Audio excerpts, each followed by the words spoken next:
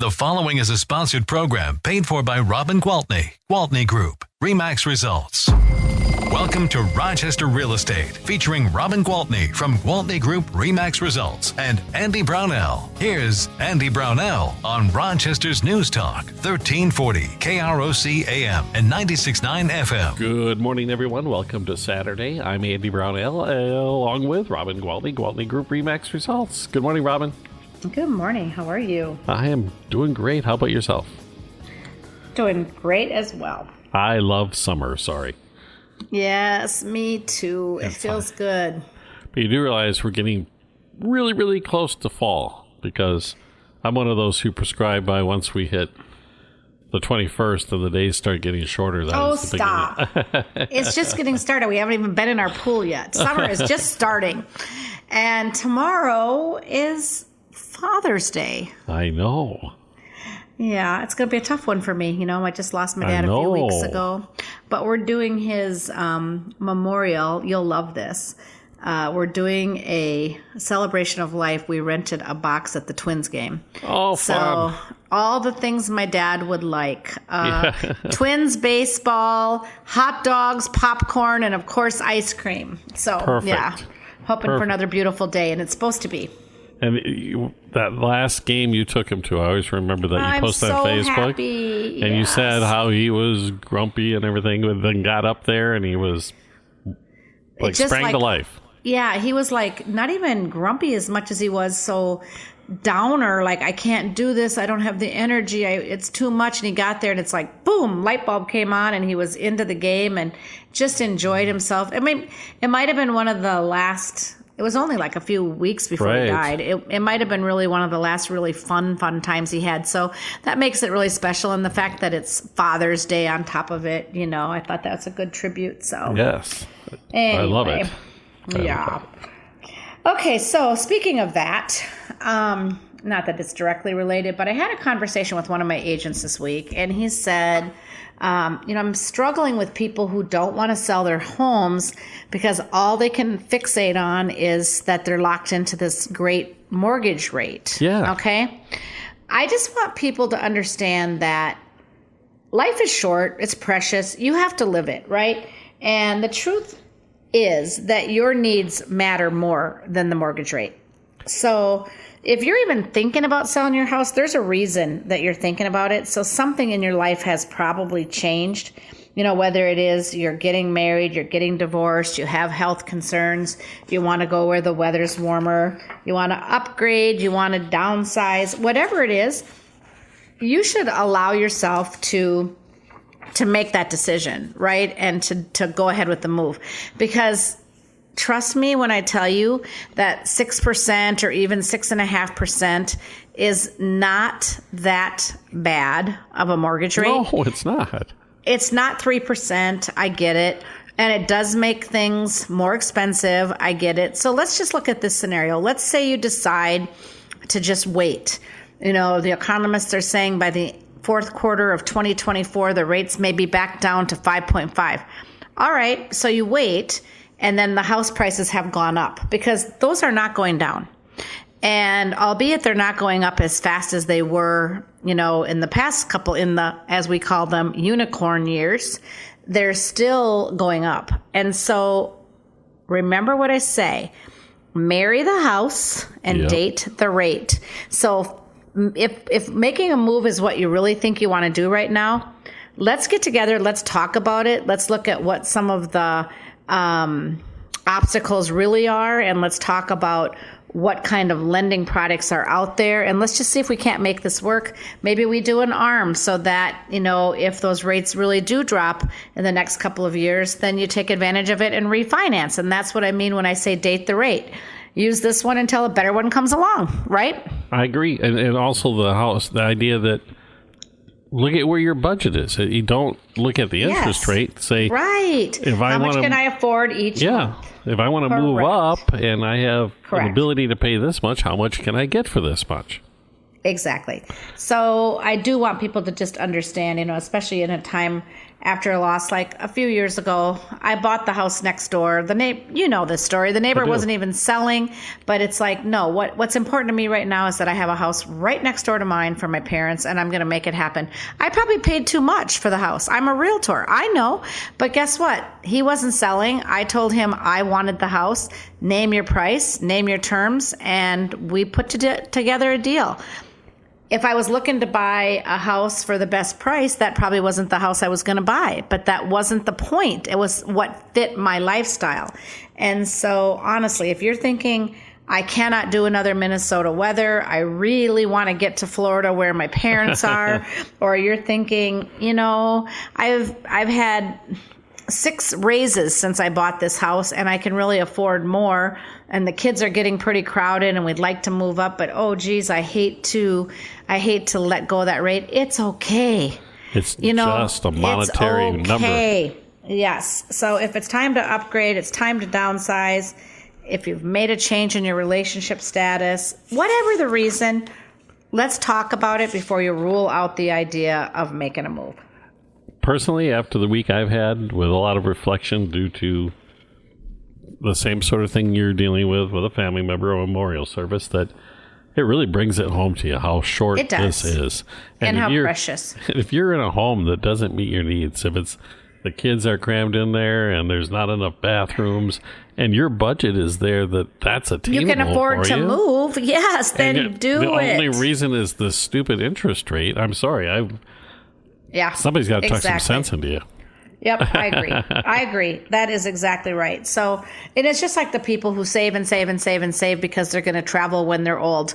Newsflash, people, old people don't like to travel. It's a lot of hassle and a lot of work. I kept begging my parents to go on trips. They're like, you know what? No, it's too much. Yeah. So live your life. Live your life. That's my advice. Live your life. And of course, make smart decisions, but my gosh, allow yourself to enjoy it. Yeah, and you get those kids, especially when they're going through those years. While you're going through it, you can't even imagine how quickly it flies by. Oh my gosh, isn't that the truth? Yeah. Yeah, it is nuts. Well, believe it or not, I have an article that is titled, "This real estate market is the strongest of our lifetime." Really? Yes. So it goes on to say, when you look at numbers today, the one thing that stands out is the strength of this housing market. We can see this is one of the most foundationally strong housing markets of our lifetime, if not the strongest housing market of our lifetime. And here are the fundamentals that prove it. Okay, so let me tell you, this article is coming from the National Association of Realtors. So this is some pretty credible stuff. And they're saying that, okay, why is the market so strong? Well, first of all, how many times have we talked about the amount of homeowner equity, right? I mean, homeowners have got equity. It says that Americans are sitting on a tremendous equity right now. According to the census, roughly 2/3, around 68% of homeowners have either paid off their mortgage or have at least 50% equity. That's an awesome. Amazing amount of wealth is what that is. That is an amazing amount of wealth. And then, of course, so many people are locked into those mortgage rates. I think we talked about this last week, that according to the Federal Housing Finance Agency, at the end of the fourth quarter of last year, over 80% of existing mortgages have a rate below 5%. And what's even crazier is 50% of those mortgages have a rate of 4% or lower. So, yeah, that's the thing. You're going to hear about all this talk in the media about potential foreclosure crisis on the rise. But does it sound like it? Does that sound like the makings for foreclosures? All this equity in their homes and these locked in low interest rates? And the fact that if you do have that home and you're in trouble, you can put it on the market today and sell it. Right. And get yourself cash. Out from away from it. So that's exactly right. So it says what gives the housing market such a solid foundation today is having so many homeowners with such low mortgage rates, and it's going to help us avoid a crisis with a flood of foreclosures coming to the market like there was back in 2008. But I mean, we really do sound like a rerun, because how many weeks in a row have I said this market is nothing like 2008 and 9 and 10, when housing values were depreciating and people were upside down and they had to bring cash to close and they couldn't sell it if they wanted because they didn't have the cash to close. So instead they were packing up their things and vacating properties, and foreclosures were just running rampant. It's not that way. It's not anything near that. Doesn't resemble it in the slightest. Not happening.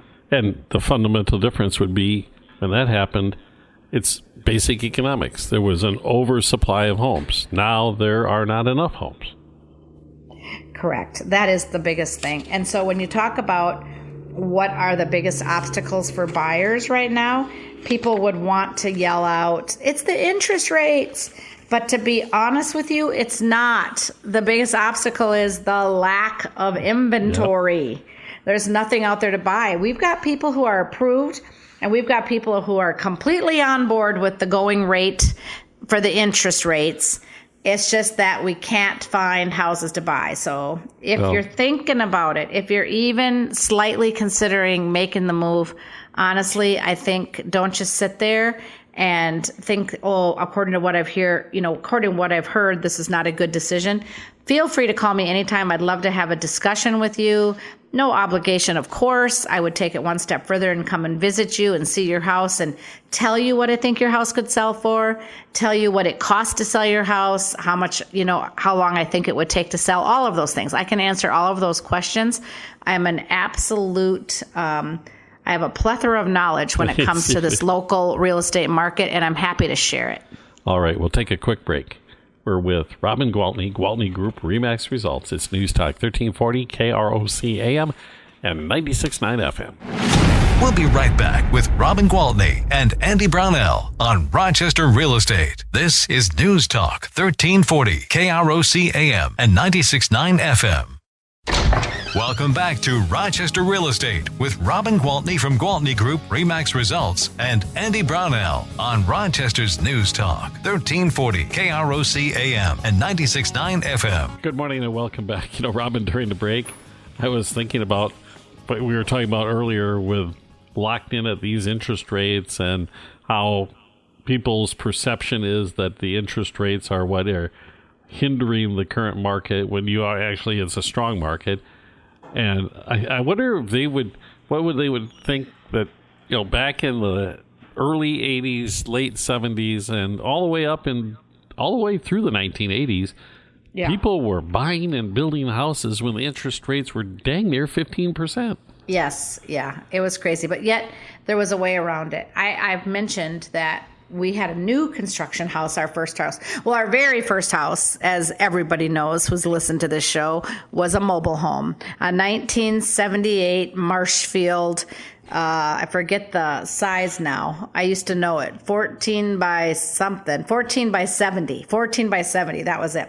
2 bedrooms and one bathroom and a washer and a dryer and a kitchen and it was perfect. You know what? We were brand newly wed, and I thought, oh my gosh, we have our own home. You're nostalgic about it.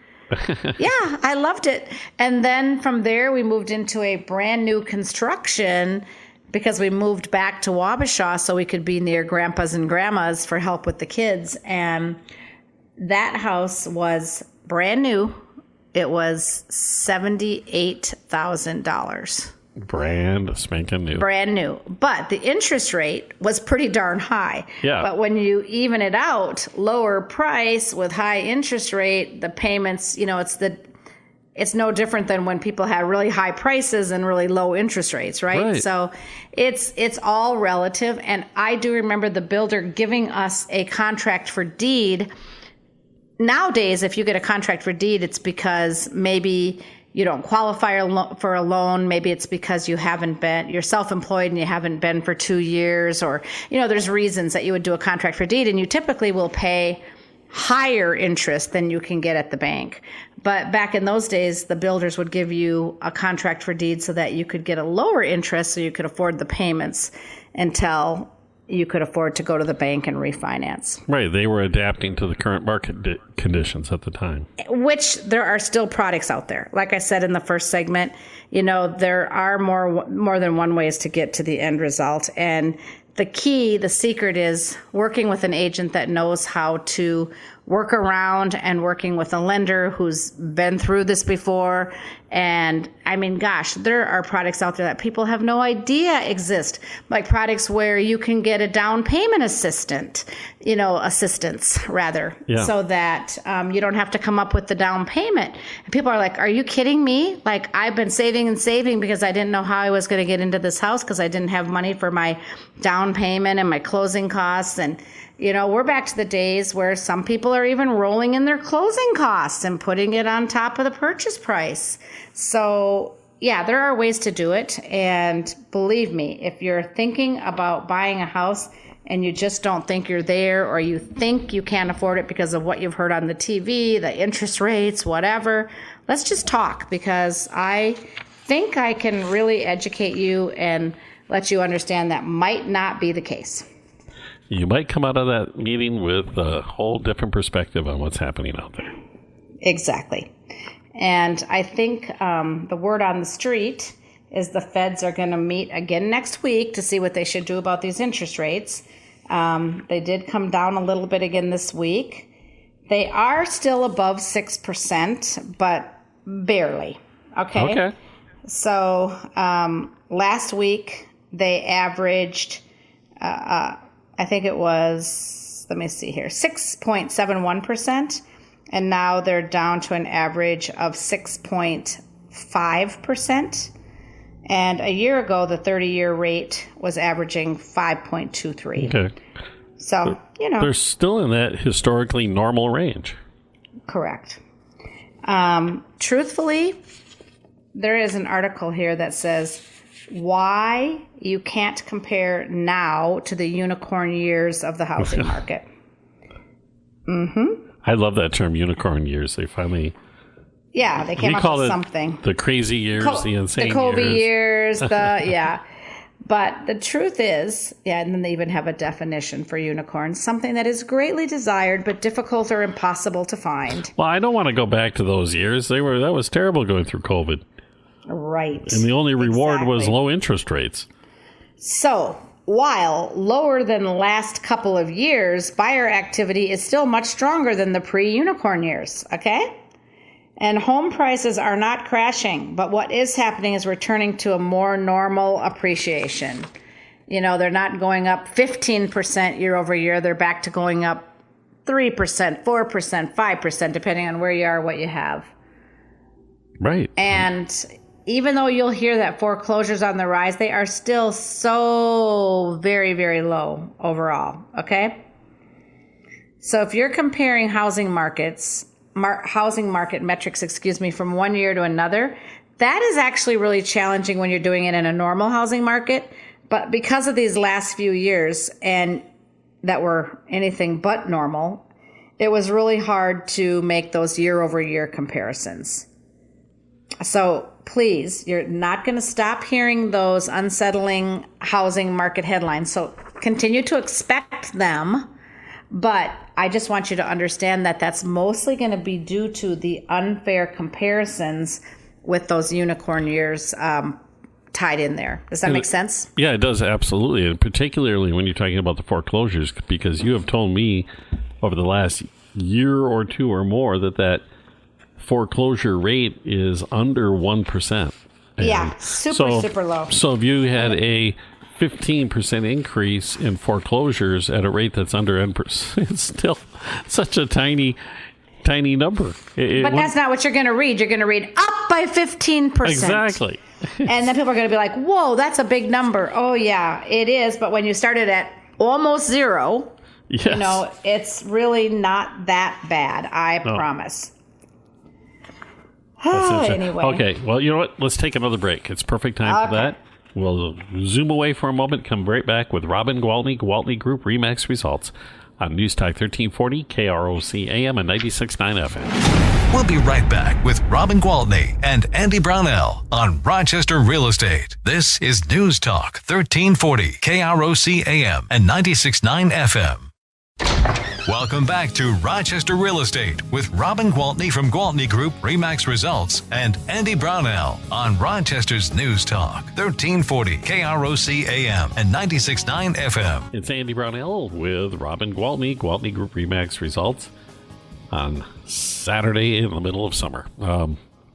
Robin, do you have any new listings The for us? beginning of summer. It's the beginning of summer. Yes, Okay, I do. okay. I do. I have some great listings. Okay?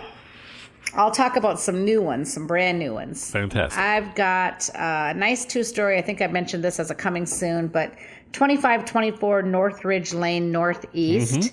This one is a two-story that was built back in 1978. Sits on a really nice lot with some woods behind and a really quiet little area up there that has a nice view of downtown. Anyway, this one has 3,161 square feet, has a two-car garage, 5 beds, 4 baths, and it can be yours for $469,900. That's nice. Yeah, it's a nice place. And I know that area. The view is one of the really better pretty. views you can have, yeah. Yeah, it's pretty. I have 2018 7th Avenue Northeast, and that one is a 4-bed, 3-bath. Built in 1964. It's got a tuck-under garage. Some people love them, some people not. It is 3,472 square feet, Nice. and that one is $449,900. I've got one on Highway 52 North in Preston, Minnesota. Big, beautiful house. It is, well, I guess what's the biggest part of this house is honestly the garage. 5 garage stalls.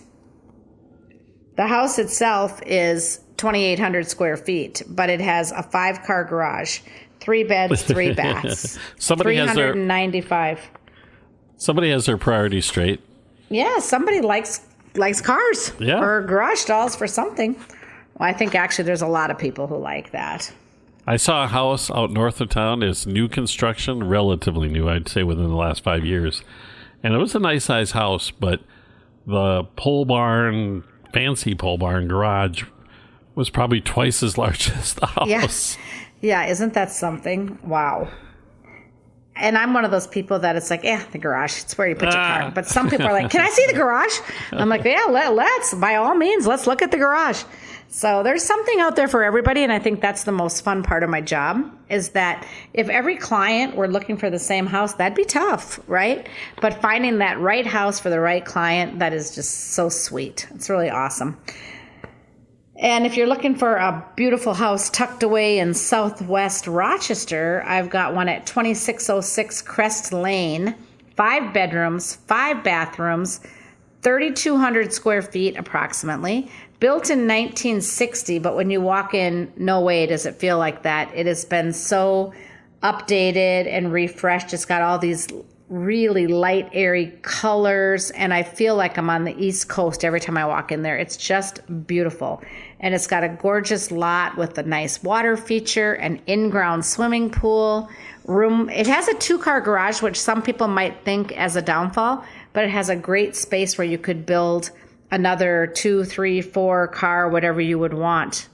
So, and with Rochester's new accessory dwellings, you could probably even put a apartment up on top for your guests, or or if you fall in disfavor with your spouse, you have a place to sleep. Yeah, perfect. Because you spent too much money on your cars. Oh, Andy, you're so funny. Oh, boy. Okay, then I think I know I told you about this one last week. 40658 Ryans Bay Road. So it's one of those rare properties that has water frontage, and it's 3 beds, 2 baths, just under 2,000 square feet. Sits on just under an acre, 0.79. So 80, Right. 0.8 of an acre. And anyway, that one's $750,000. And we have 109 2nd Avenue Northwest in Pine Island, a 4-bed, 2-bath, 1900 built, so kind of a farmhouse style. And it's 1,560 square feet, and that one is $219,900. There you go. Yeah. Looking for an affordable place. I have a high-rise downtown Rochester. Not in Rochester Towers, by the way. I didn't think you were going to say that, yeah. Oh, isn't that something? It's tragic. Thank goodness nobody got hurt. And I just hope it doesn't turn people off to that building because, I mean, they're on top of it and they're taking the measures to, strengthen it or do whatever. But honest, this is a true story. I sold one of those units to a young man who moved here from another country, and he arrived one day after they were evicted. Oh, my gosh. And so instead of saying, hey, I'll show you your new place, it's like, well, we got to find you a place to live. It's almost like a natural disaster moving through. You have to, be out of your home for months, and who knows? Well, you know what they did is they opened up those dorms in what used to be the Hilton down there. Ah, okay. You know how they converted those to dorm living? Yeah, so this young man is living over there right now. So that'll work. They don't need that until August for the students, I don't believe. Right. And hopefully they'll have these repairs made by then, so it should be good. So it'll all work out. Everything always does. All right, back to this. 5351 Sapala Court Northwest is a 3-bed, 3-bath, 2,000 square foot, 2-story for $389,900 with a 2-car garage, built in 2022. That's a townhome. Yep. That's what that is. Corner unit. And then we have the inside units, and the inside units are $294,900. And then up on 4th Street Southwest, 2918 4th Street, we've got a great big 6-bed, 5-bath, 2-story with 4,160 square feet. That one is $754,900. We've got an interested party on that one. They've been in there a few times, so hopefully that one will sell because it's a gorgeous home, and I think they'll love it. I got one up on Mayo Woodlands, 2710 Galena Place, $939,900, and it was built in 2018, just over 4,000 square feet, 6 beds, 4 baths, beautiful, beautiful house. Got a townhome over on Riverwood Lane, and that one is $249,900, 2 beds and 2 baths, and 1549 Alexander Road. I've got a 4-bed, 3-bath, split level for $540,000. You have almost every price range imaginable this week. You bet. And I have, oh my gosh, I have this great big gorgeous house out in Byron, and it's 6 beds and 4 baths, and it sits on, gosh, I think it's, I'm going to read because I don't want to misquote, but there are definitely some acres out there, 23 acres. And it's $1,195,000. Yeah, I've got quite a few listings. Yeah, you do. I mean, I've got a little something for everybody. Am I running out of time? Is that why you're trying to rally me in here? All right. Well, I can tell you about the rest if you just call me. But yeah, so there is some inventory. People are obviously listening to my plea, and I keep getting more and more listing calls each week, which is fabulous. So keep it up, guys. I will welcome your listings. And that call, how do they call you? What's the number? On my cell phone, it is 507-259-4926. All right, Robin. Happy Father's Day to all those dads out there tomorrow. Thank you. And you have a great weekend. And Thank you so much. Talk to you next weekend. It's Robin Gwaltney, Gwaltney Group-RE Results, News Talk 1340, KROC AM and 96.9 FM.